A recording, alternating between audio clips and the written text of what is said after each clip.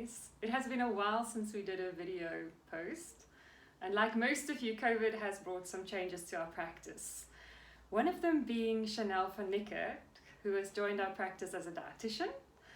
She's not only a passionate about health and people, but also a seasoned traveler with an interest in different cultures and a passion for cooking. This is a very exciting addition to our team, as she will help you with ideas of how to make your healthy food taste delicious. She's fully trained in our practice processes, genetics, digestive health, and hormonal health. So you are in very good hands. Hi everyone, I'm Chanel, as Dalian said, and it's so nice to virtually meet all of you. Today I'd just like to chat a little bit about mindful eating and mindfulness. This is quite an important topic when it comes to healthy eating and to weight loss. However, it is something that not all of us are super aware of. And the reason why this topic is so important is because we have more than one pandemic in the world today. It's not only the COVID pandemic, but long before that we've had the obesity and overweight pandemic. And that's been a real problem in the world and it's caused a whole lot of problems for our healthcare systems, as it's put a lot of strain on them and so on. And this is where mindfulness comes in, because mindless eating is one of the biggest contributors to this pandemic. It is something where we are sitting in front of the TV or in front of our phones or our laptops and just popping food into our mouth without even thinking about it really. So it's really important to be mindful about what we are eating. Mindfulness can be described as a moment-to-moment awareness of our thoughts, our feelings, our bodies, and of different cues that our bodies give us, whether this is hunger and satiety or that we're tired, different things like that, and really listening to our bodies. The concept of mindful eating is being in awareness of your physical and emotional sensations. The basic principle of this is, as I've said before, listening to our internal cues of, are we hungry, are we full, or are we just actually bored or tired because it's been a long day and we've been staring at a screen all day. This is a good way to listen and really think about where we're at and why are we opening the fridge, why are we opening the jar of cookies on the shelf. There are 5 principles when it comes to mindfulness. The first one is eating rate. So how fast are we actually eating?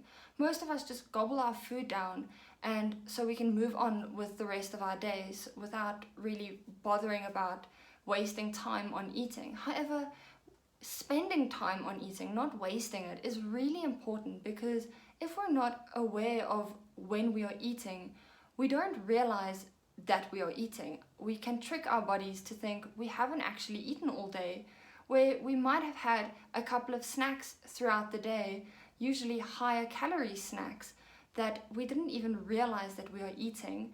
So really, whenever we put anything across our lips, to really take a moment to just stop and think. Think about A, what it is that you're putting in your mouth. B, what is that going to do for you? Is it going to help energize you for the next activity or the next thing that you need to do? Or is it actually going to just spike your blood sugar and drop it again and make you feel tired in the next 20 minutes? The second principle is hunger and satiety awareness. Being aware of what we are eating and when we are eating and why we are eating. So are we hungry? As I said earlier, are we just bored?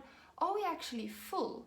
Do we really need to finish the whole plate that we've dished up or that someone else is serving us? Is it okay to leave some of the food on the plate? And usually the answer to that is yes. We are actually full and we don't need to finish the whole plate. Most of us have grown up in cultures where our grandmas or our moms have told us, you have to finish your food, you can't waste. Wasting is throwing that food away. Often we can leave some of that food and have it maybe as a snack later, or we can have it as lunch the next day. So we don't always have to finish the food immediately that is on our plate. We can save it and eat it later. The third principle is portion sizing, which falls into the hunger thing, where are we eating too much at a time? Are we dishing up too much because it's just what we're used to doing, or because we're at a restaurant and a huge plate of food arrived in front of us and now we feel we need to finish it? it's not always necessary to finish all of it, as I just said. The fourth principle is distraction, which in our society today is a huge problem because we are constantly distracted by technology, our phones, our laptops, our TV screens. Oftentimes it's the people that we are with that are distracting us. But when we are eating, it is really important to, yes, if we're eating with people, enjoy the company. But every time you eat a bite or put the fork into your mouth, to really pause and think about what this food tastes like.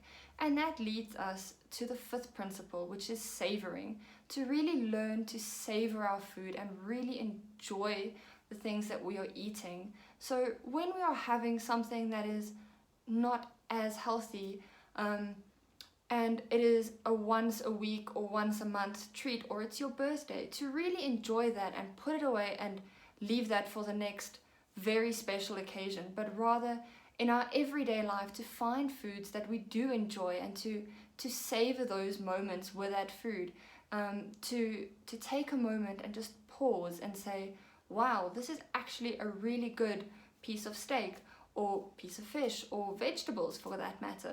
We can actually make food to taste really good, and we need to learn to enjoy the food that we are making and that we are eating, and taking the time to think about the textures, the flavors, the smell, all of that that is associated with food and that with eating.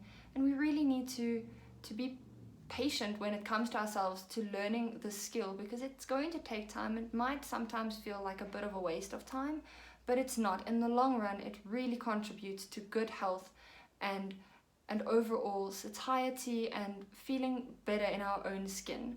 And that is the point of healthy eating and of health, is to feel better and stronger about yourself. These are just a few tips that you can use in your day-to-day life, and I really thank you for taking the time to listen to me today, and I look forward to seeing you all soon. Bye.